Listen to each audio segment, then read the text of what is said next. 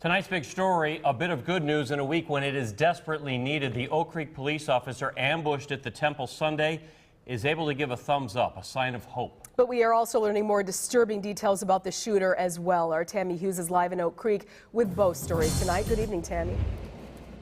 Good evening, guys. Yes, as authorities search for motive, they are learning more and definitely disturbing details about Wade Michael Page and his deep roots in the white supremacy movement. However, on a much lighter note, I talked to the Oak Creek police chief today. He did visit with Lieutenant Brian Murphy in the hospital last night, and he is improving. Because of him and the officers there, I believe they saved many, many lives. Oak Creek Police Chief John Edwards visited Lieutenant Brian Murphy at Froedtert Hospital Monday night.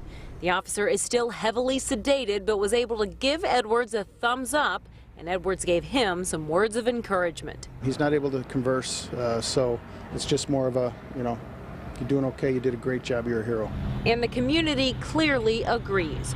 All afternoon, flower shops dropped off bouquets at the police station, some specifically to Lieutenant Murphy, some to the department as a whole. Chief Edwards says his officers are working with the FBI on the investigation. As they search for motive, they are learning more about the gunman's deep roots in the white supremacy movement. Someone that does something like this, you would have to question, what they're all about. This is not a person that most of us would be comfortable being around. He was a well-known member of hate groups and performed in bands with lyrics that talked about killing blacks and Jews. We know that these groups are out there. They've been out there for a long time. Though Page is seen posing in front of swastikas and the Confederate flag, Chief Edwards hesitates to call this a hate crime. Though many may find it easy to connect the dots, he says the final dot of what led Page to shoot these innocent people this past Sunday morning may never be connected. We may never know motive because the individual had that motive, and we will never be able to ask him what it was. While we were at the police station there today, the Attorney General J.B. Van Hollen also arrived.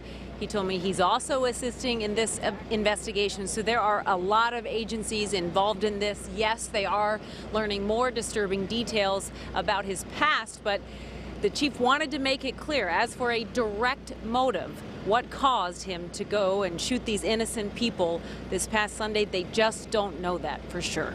Reporting live in Oak Creek, I'm Tammy Hughes, Fox 6 News. Officials are saying this is not a hate crime, but from everything that we're learning, it would appear that he did this out of his own personal feelings towards these groups that he's been talking about on Facebook, etc. Well, it's a natural conclusion for a lot of people when it's so disturbing when you look at the groups he was involved with and some of their beliefs. But what led him to this particular temple and attack this particular group of people this past Sunday? That's something they said, we just might never know because the person who has that answer is dead. All right, Tammy, thank you. Well, we now know where